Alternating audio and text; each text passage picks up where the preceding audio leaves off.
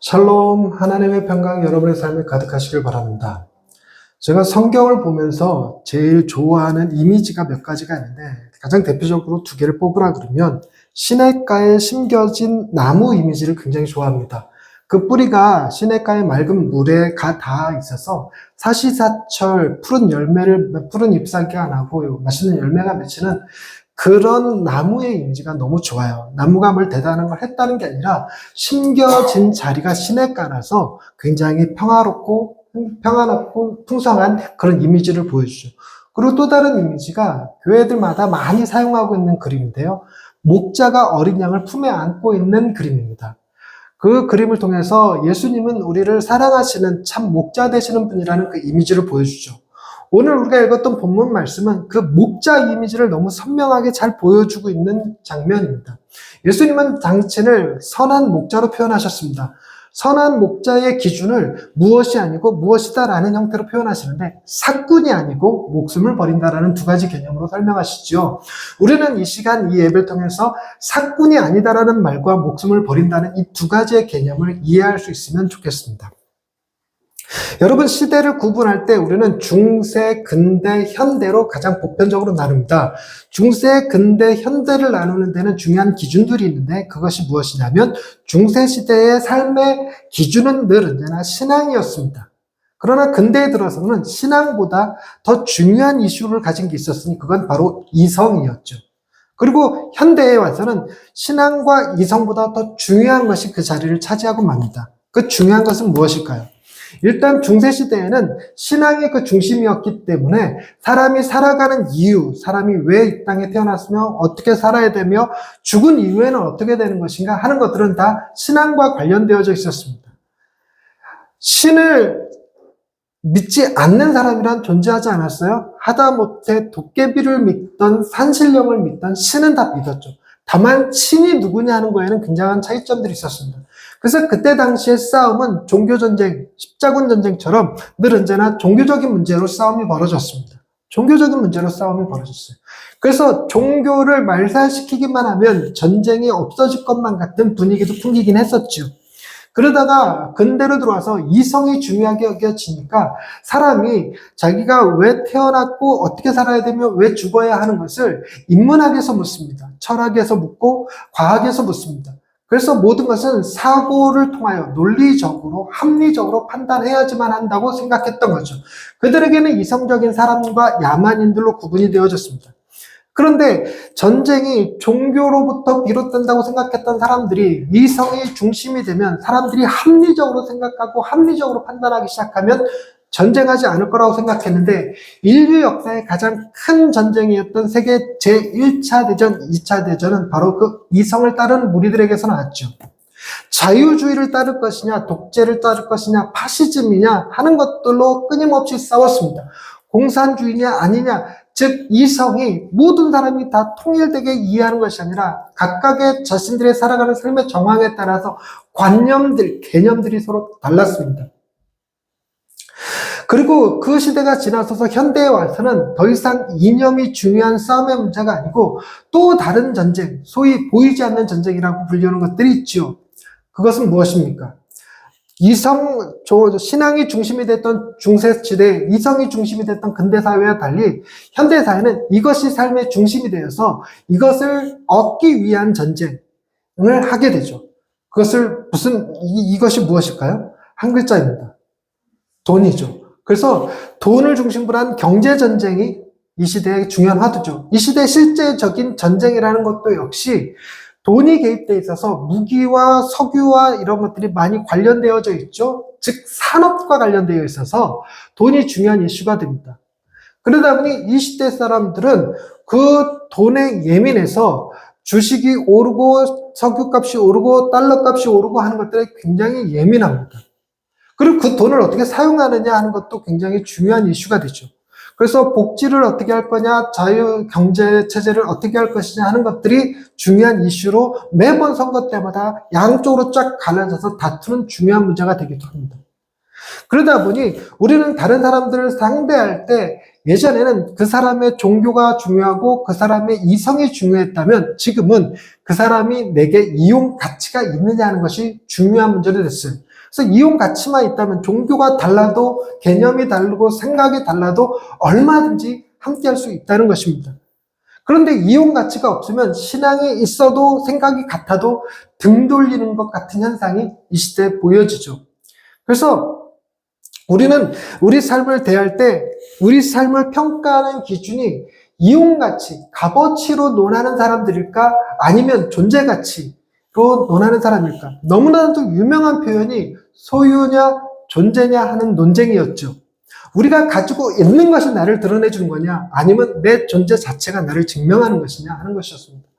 그래서 내가 타는 차가 무엇인지, 내가 입는 옷이 무엇인지에 따라서 그 사람을 평가하는 사람들이 있고, 그거와 전혀 상관없이 보이는 것은 추레하고 가진 것 없고 별 볼 일 없어도 사람이라는 그 이유만으로 그 인권을 존중하고 그를 존중해 줄 수 있는 사람이 있다면 그런 개념들이 생기는 거죠.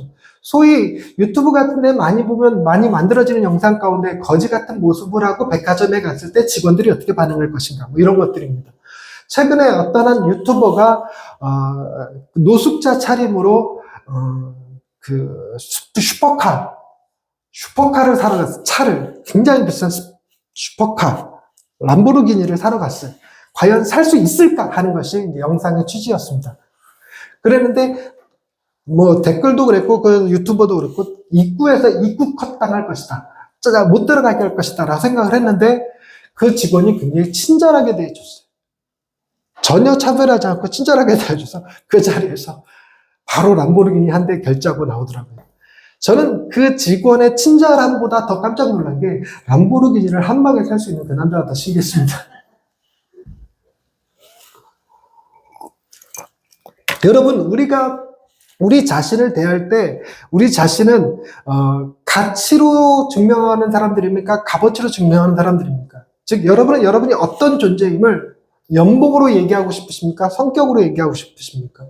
여러분, 우리는 사람 그 자체로 충분히 사랑받고 존중받을 자격이 있다라고 생각하기보다 그 사람이 얼마만큼의 돈을 버느냐에 따라서 능력자다, 잉여인간이다라는 걸로 평가하여 나는 나고자, 실패자 이런 생각을 가지고 있다면 여러분들도 역시 돈의 가치에 휘둘리고 있는 것입니다. 뿐만 아니라 우리가 우리 자녀들, 여러분 세상에 존재하는 사랑들 가운데 가장 존귀하다는 게 부모와 자식을 향한 사랑이겠죠. 특히나 엄마가 딸을 향한 사랑, 그 사랑을 아가페라고 부르기도 합니다. 헌신적이고 희생적인 사랑이라고 하죠. 그런데 요즘 엄마들이 자녀들에게 아무런 이용에 아무런 도움이 되지 않는다면 엄마라고 부르지 말고 이모라고 불러 라고 할지도 모르겠습니다. 여러분, 아이들을 키우면서 이 아이들이 내 기대에 맞을 때가 있고 내 기대에 부응하지 않아서 화가 나게 할 때도 있습니다. 그런데 단순히 화가 나는 이유가 아이들을 사랑해서가 아니라 아이들 때문에 내가 망신당했다라는 생각이 들 때 더더욱 그렇죠. 그래서 언제까지나 아이들은 이용가치처럼 여겨질 때가 있죠. 저도 우리 아이들을 이용가치처럼 대할 때가 있습니다. 가장 심할 때가 언제냐면 다른 사람들한테 자랑하고 싶을 때 그렇죠. 다른 모임에 우리 애들 데리고 가고 싶습니다. 그래서 우리 애들 자랑하고 싶어요. 제가 제 인생에서 가장 잘한 것이 무엇이냐? 우리 두 아이들을 낳은 것이다. 내가 저들의 아빠다라는 것이 제일 자랑스럽습니다. 그것이 제 이용가치죠. 그런데 저 아이들이 허구한 날 사고치고 말썽 일으키고 속썩이고 이러고 있다면 제가 다른 데 갈 때 데리고 갈까요? 같이 가겠다는 놈들 떼놓고 갈까요? 이렇다는 거죠. 어디다 내놔도 너무 자랑스러운 아이들이어서 데리고 가고 싶고 자랑하고 싶고 이렇게 되는 것입니다. 이게 돈의 가치로 이야기되는 거죠. 돈뿐만이 아니라 내 명예에 도움이 되느냐, 내 앞날에 도움이 되느냐. 여러분에게 있어서 저는 이용가치입니까? 존재가치입니까? 우리는 이용가치입니다. 존재가치라고 말하고 싶지만 사실 그렇지 않아요. 여러분들이 제게 도움이 되니까 여러분들을 제가 사랑한다고 말하는 거지 도움이 하나도 안 되면 사랑하겠습니까? 혹은 날 미워하겠죠? 그 많은 목사들이 모여서 얘기하는데 그런 거 있다고 그럽니다. 교회에서 자기를 참 힘들게 하는 사람이 있는데 그 힘들게 하는 사람은 좀처럼 건강이 잘 안 다치고 튼튼하시대요. 그리고 좀처럼 이사를 잘 안 가시고 그리고 교회를 분립을 해도 절대로 떠나가지 않으신대요. 끊임없이 목사님을 비난하면서도 그 교회에 있다고 합니다. 그래서 이제 많은 목사님들이 그렇게 기도를 하시죠. 하나님, 제발 좀 집사님 때문에, 저 권사님 때문에 머리에 쥐가 나겠고, 뭐, 원형 탈모증이 생기는데 좀 도와주세요.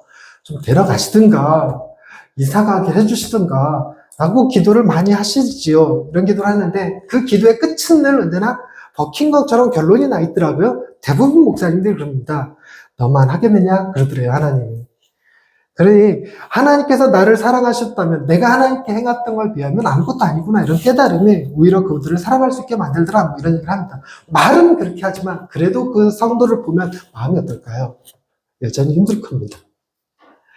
제일 심하게는 이런 표현을 쓸 수 있죠. 성도들을 이용가치로 얘기할 때 무슨 차 타고 오는 성도냐. 그래서 작은 차 타고 오는 성도, 큰 차 타고 오는 성도를 다르게 표현한다는 겁니다. 목사님들만 그러느냐? 아니요, 성도들도 마찬가지입니다. 전도를 해야 하는데 어떤 성도님이 그러대요. 목사님, 제가 이번에 대여를 낚았습니다. 벤츠 타는 분을 전도했습니다. 이렇게 얘기한다는 거죠. 그러니까 이런 게 우리 사이에, 우리 안에 있는 돈의 가치가 중요하게 여겨지는 겁니다. 왜 교회에서 누가 가장 발언권이 셀까요? 헌금을 제일 많이 하시는 분들이 되게 발언권이 세십니다.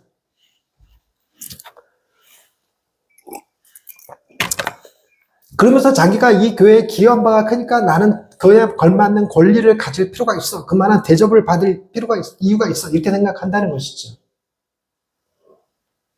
많은 목사님들이 목회를 하던 도중에 힘들어하는 순간들이 있습니다. 힘들어하는 순간들이 주로 성도가 떠나갈 때 정말 힘들어 하시거든요. 성도가 떠나갈 때. 근데 성도가 떠나갈 때 힘들어하는 것도 어느 성도가 떠나갔느냐에 따라서 이게 등급이 좀 나뉩니다. 제일 힘들어하는 건 어떤 경우냐면 보통 목사님들이 하는 표현으로 11조 성도가 떠나갈 때 제일 힘들다, 이렇게 표현을 합니다. 그래서 11조 성도가 이사 갔어, 이렇게.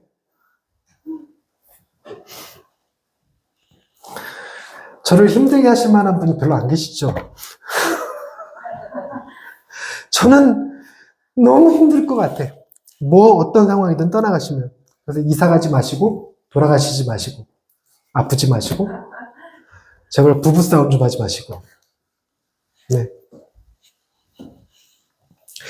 온전히 있는 그대로 여러분들을 사랑하기란 저 역시도 쉽지 않습니다. 오늘 읽었던 본문 말씀에 예수님은 어떠신 분인지 보여주고 있습니다. 여러분, 예수님이 우리에게 선한 목자라고 불려줄 때 제가 서두에 두 가지를 이해하면 된다고 말씀드렸어요. 서두에 그 두 가지를 얘기한다면 계속 딴 얘기를 해왔기 때문에 100% 잊어버렸을 거라고 생각이 드는데 제가 깜짝 놀랄 수 있었으면 좋겠습니다. 그 두 가지는 뭘까요? 그렇죠. 안 놀래. 충분히 예측 가능합니다. 첫째는 사꾼이 아니다 였습니다. 첫째는 선한 목자란 사꾼이 아니다라는 개념을 이해하시면 된다고 그랬어요. 그럼 둘째는 뭐라고 그랬습니까? 혹시 기억나십니까? 이 정도 얘기하면 기억날 텐데. 목숨을 버린다 였습니다. 목숨을 버린다. 여러분, 일단 첫 번째 사꾼이 아니다의 개념을 이해해 보십시다. 사꾼이다 아니다의 개념은 돈을 받느냐 안 받느냐 하는 정도겠죠. 좀 더 쉽게 이해하자면 고용된 목자냐 아니면 주인이냐 하는 정도일 것입니다. 그런데 예수님께서 말씀하시는 사꾼이다 아니다의 개념에는 좀 지금까지 제가 이 이야기를 하기 위해서 쭉 밑밥을 깔았던 이용가치에 대한 이야기입니다. 사꾼은 양들을 언제 돌볼까요? 이용가치가 있을 때 돌본다는 얘기입니다. 이용가치가 없으면 떠나가는 거죠. 오늘 본문에는 극단적인 표현, 이리가 달려오면 사꾼은 양을 버리고 도망간다, 이렇게 표현을 합니다. 근데 그런 극단적인 경우가 아니더라도 양들 가운데 연약한 양, 그리고 시장에서 팔리지 않을 것 같은 양, 그리고 먹을 수도 없는 양은 다 어떻게 될까요? 도살됩니다. 도살됩니다. 이용 가치가 없는 거죠. 젖도 안 나오고 털도 안 나오고 병들 없고 그리고 시장 가치도 없으면 그건 버려집니다. 그게 사꾼이에요. 그게 사꾼입니다. 근데 선한 목자는 어떨까요? 선한 목자는 이용 가치와 하등 상관없습니다. 이용 가치가 없다 할지라도 여전히 사랑합니다.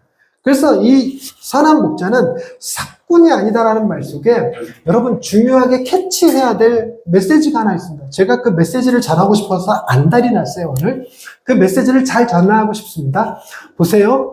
사꾼과 선한 목자, 사꾼이다 아니다의 차이를 볼 때 그 사랑의 근거가 어디로부터 나오느냐의 차이를 보여줍니다. 어디로부터 나오느냐? 삭군은 사랑의 근거가 본인에게서 나옵니까? 양에게서 나옵니까?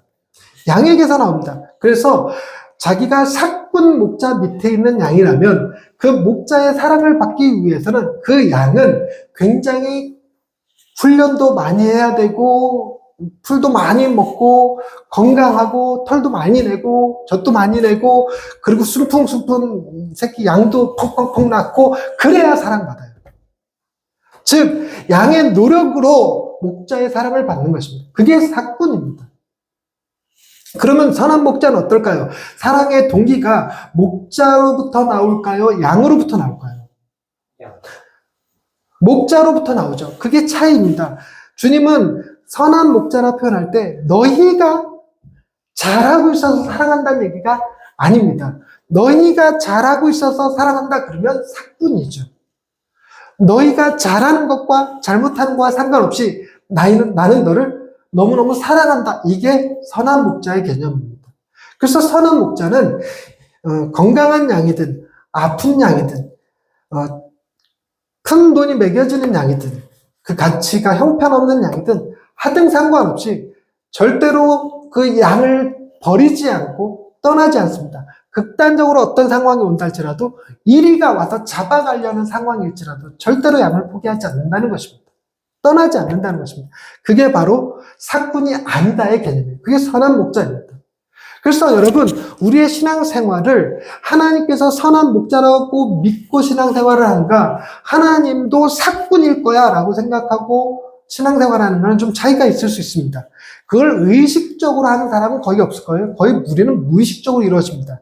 무의식적으로 어떻게 이루어지냐면 내가 사랑받을 만한 일을 해야 하나님도 나를 사랑해 주시지 않을까. 그래서 예배 열심히 드리고 신앙생활 열심히 하고 헌금하고 전도하고 성경 읽고 찬양하고 거짓말하면 안 되고 도둑질하면 안 되고 뭐 이런 거에 시달려서 율법적으로 살아가야지만 그때야 비로소 하나님이 나 사랑하실 거라고 생각하면 그는 하나님을 누구로 만드는 겁니까? 삭군으로 만드는 겁니다. 자기가 의도한 바는 아니지만 그런 하나님은 삭군이에요. 절대로 우리 하나님은 삭군이 아니십니다. 그분은 선한 목자세요. 그분이 우리를 사랑하셔서 그 사랑 때문에 예배하고 그 사랑 때문에 신앙생활도 하고 그 사랑 때문에 우리가 선한 삶도 삽니다. 즉 우리의 삶의 모든 동기가 하나님으로부터 나올 때 하나님을 선한 목자로 인정하는 것이에요. 그러면 여러분 우리가 자칫 구원파랑 헷갈릴 수 있습니다. 그럼 막 살아도 되네? 함부로 해도 되네? 약해도 되네? 하나님의 사랑은 변함없으니? 여러분 물론 여러분들이 막 살고 개판으로 살아도 하나님의 사랑은 변치 않으십니다. 그런데 여러분이 이해하셔야 될 건 하나님의 사랑은 그런 인자하고 자비로운 할아버지의 허허허 모든 걸 용납하는 그런 사랑이 아니라 모든 것을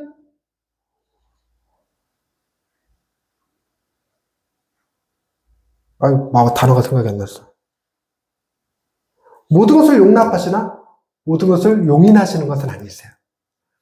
다시 한번 모든 것을 용납하시나 모든 것을 용인하시는 건 아닙니다. 즉 하나님의 사랑은 질투하는 하나님이며 사랑이며 하나님의 사랑은 어미하신 사랑이라 그분은 우리를 더 나은 존재가 되게 하시기 위하여 결코 내버려 두지 않고 계속적으로 관심 갖고 돌보시는 하나님이시라는 겁니다. 그래서 그분은 우리의 신앙생활이 바르게 될 수 있도록 삶이 바르게 될 수 있도록 끊임없이 우리를 도우시는 하나님이세요. 만약 여러분들이 삶이 좀 선해지고 올바르게 됐다면 그것은 하나님께 사랑을 받고 싶어서 그렇게 된 게 아니라 하나님의 사랑을 받은 결과가 그렇다는 것입니다. 여러분들은 지금 하나님의 사랑을 받은 결과로 이 자리에 있는 것이죠. 하나님의 사랑이 여러분들을 이곳까지 이끄셨다는 것입니다. 그렇게 고백할 수 있을 때 그것이 바로 하나님을 삭군이 아니라 선한 목자로 고백하는 것입니다. 그러니 여러분 우리가 해야 될 것은 나 해야 한 것 모두 다 죄뿐이지만 하나님은 여전히 그럼에도 우리를 사랑하신다라고 고백하는 것입니다. 제게 이게 너무 큰 감동이었어요. 동기가 내게 있지 아니하고 하나님께 있다는 것입니다. 내가 잘해서 나를 사랑하시는 게 아니라 하나님이 나를 사랑하셔서 내가 이렇게 살아갈 수 있다는 것이죠. 하나님의 사랑이 내 삶의 이유요 목적이 될 수 있다는 것이 큰 은혜였습니다. 그것이 가져다주는 안정감이 있어요. 살다가 우리는 넘어질 때 있고 흔들릴 때 있고 실패할 때가 분명 있습니다. 반복적으로 나타날 겁니다. 그럴 때 우리가 믿는 하나님이 사꾼이었다면 불안할 수밖에 없죠. 내가 실패할 때 나를 버리시면 어떡하지? 내가 내 자신이 영 믿어지지 않을 때, 내 자신이 영 형편없다고 느껴질 때, 실망하여 넘어졌을 때,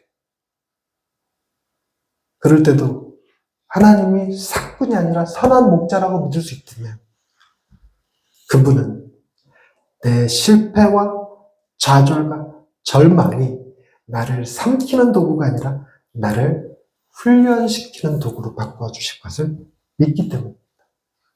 그것이 제 마음에 깊은 평안을 가지게 해줬어요. 하나님 앞에 더 잘하고 싶고 하나님 앞에 더 열심히 하고 싶은 마음이 있지만 인간의 마음이 아무리 크다 해서 인간의 마음만큼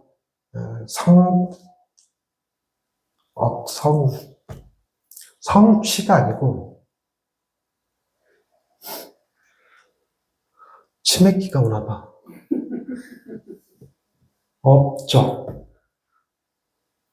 업적 이런 표현이 아닌데 성과 고맙습니다. 뭐 어려운 단어도 아닌데 이게 생각이 나요. 우리의 마음만큼 성과를 내지를 못합니다.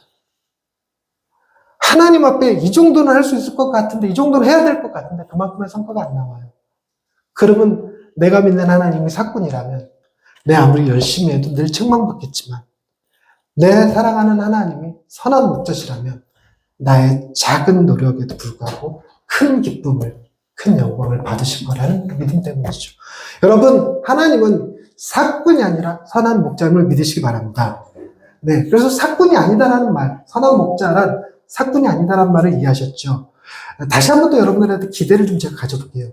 제가 두 가지를 이해하면 된다고 그랬습니다. 첫째는 사꾼이 아니다라는 말을 이해하면 된다고 그랬고요. 또 하나는 뭐였습니까? 목숨을 버린다 했습니다. 그래도 한 분이라도 계시니 너무 감사합니다.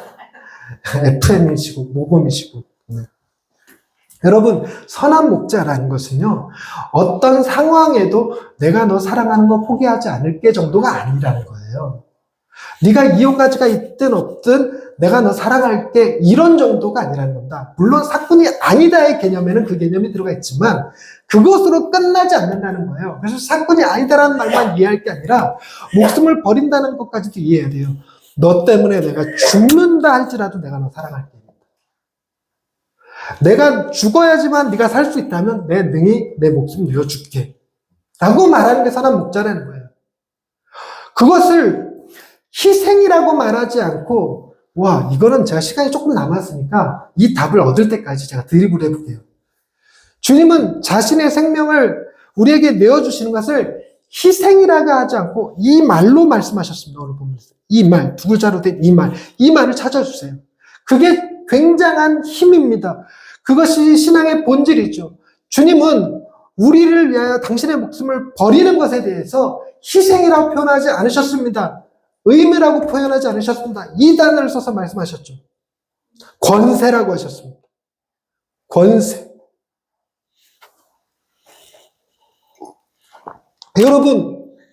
여러분이 누군가를 위해서 죽어줄 수 있는 것, 그건 엄청난 희생일 것입니다. 그러나 그 어느 누구도 그걸 권세라고 표현하지는 않습니다. 내가 누굴 위해서 죽어줄 수 있는 권세? 그게 있다? 그렇지 않습니다. 우리는 우리의 생명이 우리 것이 아니기 때문에 우리 스스로 함부로 할 수 없습니다. 여러분, 저는 누구 거입니까? 하영아, 난 누구 거니? 그렇지. 정답을 얘기했어. 근데 100점은 아니야. 영아 씨, 난 누구 거? 응? 네, 그건 아예 오답이고.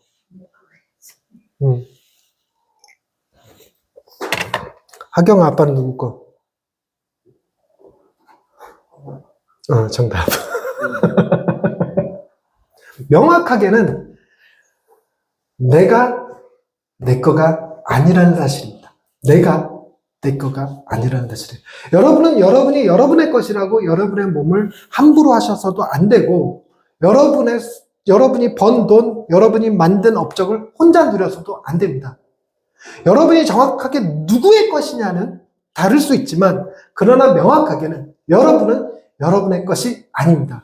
그러므로 절대로 여러분의 생명을 여러분 마음대로 하시면 절대로 안 되십니다. 자살이란 단어가 생각날 때 언제나 뒤집으십시오.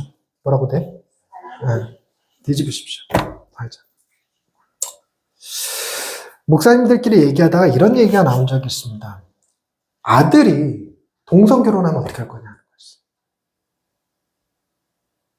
거였어요. 우리 아들이 하경이가 동성 결혼해. 며느리를 데리고 왔는데 전시야. 전시야. 그럼 어떻게 할까요? 예뻐해줘야겠죠? 동성 결혼인데? 응. 그럼 뭐 거기까지는 별 문제 없겠죠? 근데 데리고 왔는데 며느리가 남자야. 나보다 더 우락부락한 남자야. 그 어떻게 할까요? 반쯤 죽여놔야 되지 않을까요? 다리 부러뜨려놓고 머리 밀어버리고 뭐 결혼 못하게 방해하고. 그런데 이제 목사님들 사이에서는 이렇게 얘기해놨어요. 아들이 동성 결혼을 한다면 그 결혼식장에 목사로서 갈 수 있냐? 맞습니다. 목사로서 갈 수 있냐? 즉 아들의 결혼이 내가 목사로 살아가는 데 있어서 불명예스럽다고 느끼면 손절할 수 있다는 거죠. 손절할 수 있다는 거. 그런데 거기서 이제 제가 발끈했어요. 감정 조절이 잘 안 돼갖고. 거기 왜 목사가 가? 아빠가 가야지. 아빠라면 당연히 가야지. 비록 마음에 들지 않는 결혼일지라도. 아빠라면 아빠가 가야지. 거기 목사가 왜 가는데 뭐 이러면서 저희들. 아이, 성질 좀 죽여야 되는데. 그런데 그 결혼이 이 세기에 지탄받는 결혼이라면. 그래서 결혼식장 끝나고 나오는데 사람들이 돌 던지는 거예요. 돌 던지는 거예요. 그런 자리에 갈 거냐. 주님이 말씀하시는 선한 목자는 그 자리에 간다 안 간다 정도가 아니라 그 돌을 맞아준다. 돌도 맞아야 될 판에 목사의 명예가 뭐 대수라고 아들 동성 결혼에 가냐마냐를 논하고 자빠졌냐는 거지. 이렇게 또 승질 나오네. 우리가 정말 주님처럼 살기는 어렵습니다. 그렇다고 내가 또 동성 결혼 허락하는 거 아니야. 절대로 안 돼. 넌 남자랑 결혼해야 돼. 외국인인 것까진 봐줄게. 이번에 지역 목회자 모임을 갔더니 그게 화두더라고요. 목사님 한 분이 이번 자녀 결혼식, 따님 결혼식을 시켰는데, 태국, 말레이, 태국, 베트남, 네 글자, 캄보디아 여성과 결혼을 했어요. 그래서 그거 갖고, 외국인 며느리 어떻냐, 뭐, 어땠었냐, 그랬더니 뭐, 교환 학생으로 거기 갔다가 거기서 이제 만났고, 또, 별 생각 없이 그때는 그냥 만나기만 했을 뿐이고 왔는데 몇 년이 지나서 그 여학생이 또 교환학생으로 이쪽으로 왔다는 거예요. 그래서 또 몇 년 만에 만났다 이렇게 다 사랑에 싹튼 모양인데 그래갖고 둘이 결혼하게 됐다고 얘기를 하더라고요. 그랬는데 또 친한 목사님 한 분, 박 목사님 아드님이 외국인 며느리 맞을 준비하시라고 그러더래. 뭔 소리냐 그랬더니 외국 선교를 할 건데 현지인이랑 결혼하겠다고. 심각하게 고민에 빠지고 외국인 며느리 어떡하냐. 근데 목사님들이 외국인 며느리 좋다 나쁘다 뭐 이런 얘기하는 게 아니라 외국인 며느리 들어오면 결혼식 2번 치러야 돼. 그 나라에서도 치르고 이 나라에서도 치르고 그래야 돼. 돈이 많이 들어. 그 소리였어요. 역시 돈이 중심이 되는 대화였어요.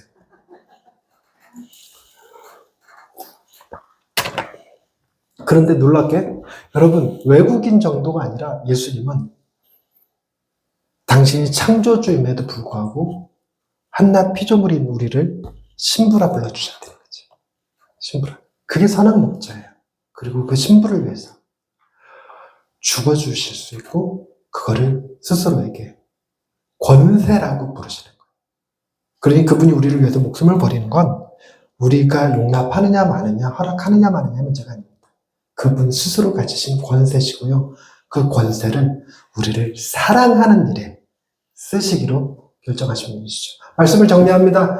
여러분, 우리가 믿는 예수님은 선한 목자십니다. 그분은 결코 사꾼이 아니시며 그분은 우리를 위하여 목숨을 버리실 수도 있는 진정한 참 목자 되신 예수님이십니다. 주님은 여러분들을 이만큼 사랑하십니다. 기도하십시다. 하나님, 우리는 사람들을 종교로 혹은 관념과 생각으로 혹은 돈의 이용 가치로 바라볼 때가 많습니다. 도움이 되느냐 안 되느냐 이 생각하고 살아가죠. 심지어 부부관계도 그렇고 자녀와의 관계도 여전히 이용 가치가 많이 개입됩니다. 우리가 온전히 목숨 바쳐 사랑할 만한 대상이 이 땅에 존재하지 않으면 너무나도 분명하죠. 그런 우리를 향하여 목숨까지 내어주시며 온전히 사랑해 주시는 하나님이 계신다는 사실이 큰 위로가 됩니다. 하나님의 사랑으로 우리가 이 세상을 사랑할 힘을 얻게 하여 주옵소서. 우리 힘으로는 잘 안 되지만 우리를 위하여 목숨까지 내어주신 주님의 사랑으로 자녀도 아내도 성도도 이웃도 사랑하며 살아갈 수 있는 예언의 식구들 다 되게 하옵소서.